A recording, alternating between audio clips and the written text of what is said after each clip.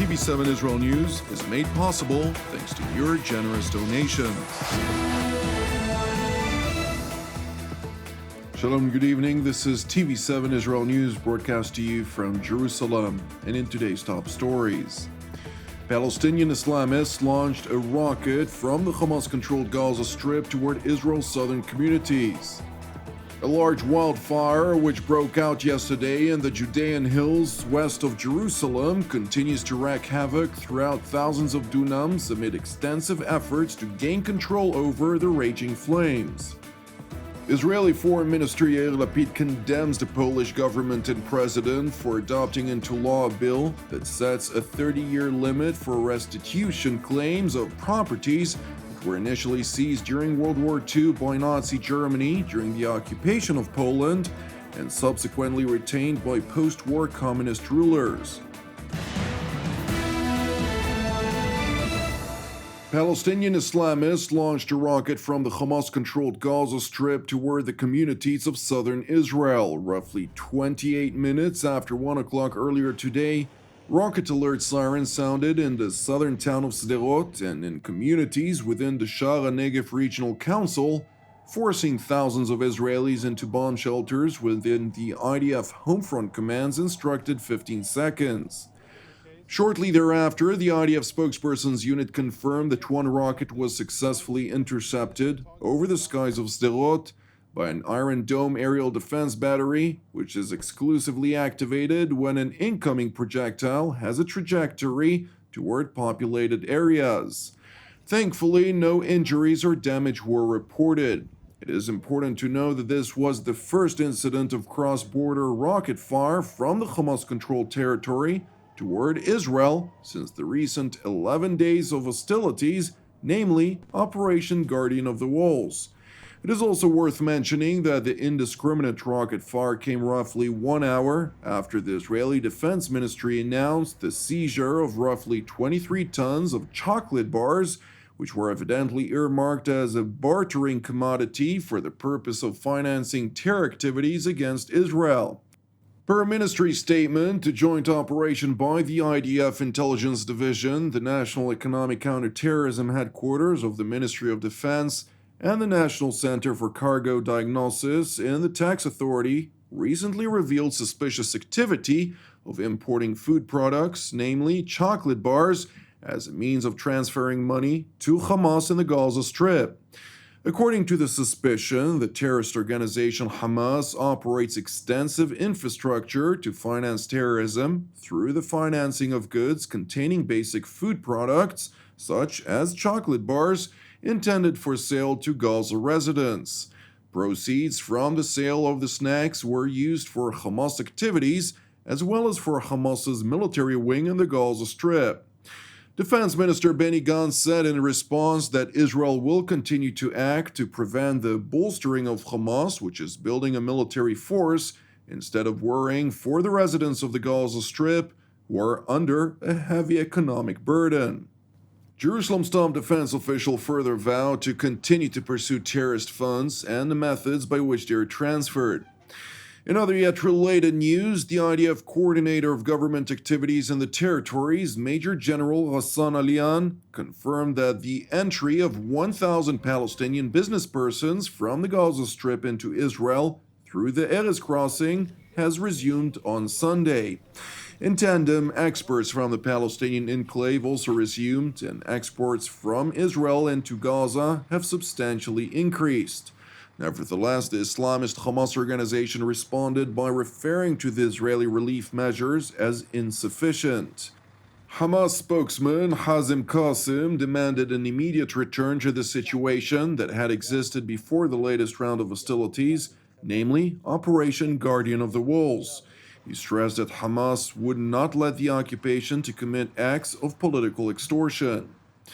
Turning to the West Bank city of Jenin, where a raid conducted by Border Police Special Operations Unit, called Hamas, turned deadly last night when a large number of Palestinian militants identified the undercover Israeli force and opened heavy fire toward them from multiple locations. The incident occurred when the Hamas forces were at the height of a covert operation in the heart of the Palestinian refugee camp, with orders to arrest a man suspected of terror-related activities. The Border Police spokesperson's unit confirmed that an exchange of fire from close distance ensued when the undercover troops were fired upon from a large number of terrorists. And while no injuries were reported among the Israeli troops, at least 4 Palestinian militants were neutralized. Turning to the Judean hills west of Jerusalem, where a large wildfire which broke out yesterday continues to wreak havoc throughout thousands of dunams amid extensive efforts to gain control over the raging flames. A first call was received shortly before 3 p.m. on Sunday afternoon by the Bet Shemesh Fire and Rescue Station regarding a fire that had broken out near the camping grounds outside of the community of Beit Meir.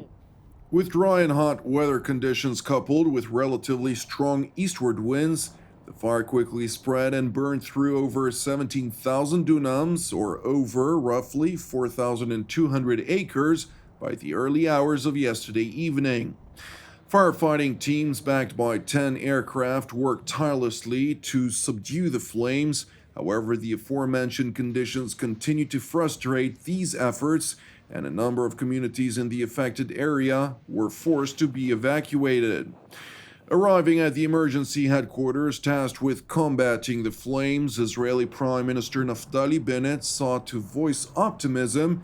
It also highlighted that the weather conditions, most notably the eastward winds, are drawing the blaze nearer to Jerusalem's most western neighborhoods.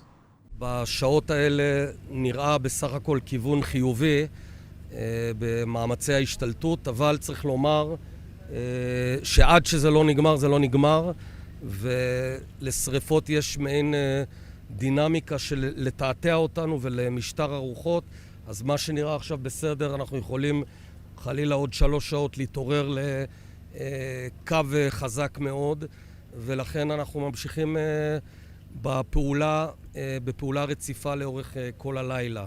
השריפה בשעות האלה נעה לאיטה מזרחה, ולכן אנחנו מוטרדים מפגיעה פוטנציאלית באזור עין כרם, עמינדב, היישובים בחלק המערבי של ירושלים, והמערך הכבאות מכין שם עמדת הגנה. Well, thankfully, no injuries were reported as of yet. Firefighters have not managed to gain control over the large fire in the area of the community of Shoeva, where a number of houses were evacuated. The National Fire and Rescue Commissioner, Dedi Simchi, confirmed that based on preliminary findings, this was a man-made fire caused by criminal negligence or malicious intent. He further added that fire and rescue, alongside police forensic units, will begin to investigate the cause of the fire. In other news, Israeli Foreign Minister Yair Lapid condemned the Polish government and president for adopting into law a bill that sets a 30-year limit for restitution claims of properties that were initially seized during World War II by Nazi Germany during the occupation of Poland and subsequently retained by post-war communist rulers. In an official statement, President Andrzej Duda confirmed his decision to sign the amendment to the Code of Administrative Proceedings, which was adopted by both the Polish lower house and Senate, further citing that no political group opposed the amendment, which, according to Warsaw's head of state, clearly demonstrates how important and expected these legal changes are, and that they enjoy broad support within the country. President Duda continued by stressing the importance of a state that protects its citizens against injustice and emphasized that the amendment to the bill effectively ends a state of uncertainty for Polish citizens who acquired apartments and real estate in good faith that could have been seized by means of an ordinary administrative decision after their owner from over 70 years ago was suddenly found. The Polish head of state also voiced outrage over accusations by both Israeli Foreign Minister Yair Lapid and U.S. Secretary of State Antony Blinken over the law's potential damage to Jews who survived the Holocaust. He wrote, quote, "I unequivocally reject this type of rhetoric with every fiber of my being not only as the President of the Republic of Poland, but as a person who, not least for personal reasons, has never treated matters pertaining to the Holocaust with indifference. Nevertheless, the refusal to associate the amended Polish law with the implications for Holocaust survivors has infuriated Israel's top diplomat, dubbing it anti-Semitic and immoral. פולין אישרה היום לא בפעם הראשונה חוק אנטישמי ולא מוסרי. הוריתי הערב לממונה על השגרירות בוורשה לחזור מיד לישראל להתייעצויות ללא הגבלת זמן. השגריר החדש לפולין, שאמור היה לצאת בקרוב לוורשה, לא יצא לפולין בשלב זה. משרד החוץ ימליץ היום לשגריר פולין בישראל להמשיך את חופשתו בארצו ולא לחזור לישראל בשלב זה. כדאי שינצל את הזמן שהתפנה לו כדי להסביר לממשלת פולין מה משמעות השואה בין אזרחי ישראל ועד כמה לא נסבול זלזול בזכר הנספים ובזיכרון השואה. זה לא ייעצר כאן. אנחנו מקיימים שיחות תאום עם האמריקאים על דרכי תגובה בהמשך. פולין הפכה הערב למדינה אנטי-דמוקרטית, לא ליברלית, שאינה מכבדת את הטרגדיה הגדולה ביותר בהיסטוריה האנושית. In response to the Israeli decision, the Polish Foreign Ministry issued a statement in which it emphasized that it does not view positively Israel's decision to lower the level of its diplomatic representation in Warsaw.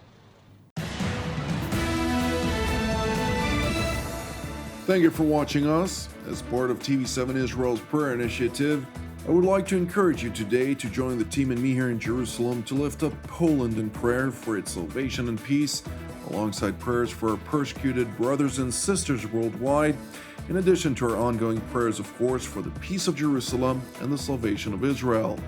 I'm Jonathan Hassan, wishing you a Shavuot Tov U'Mevorach, and we will see you again tomorrow at the same time.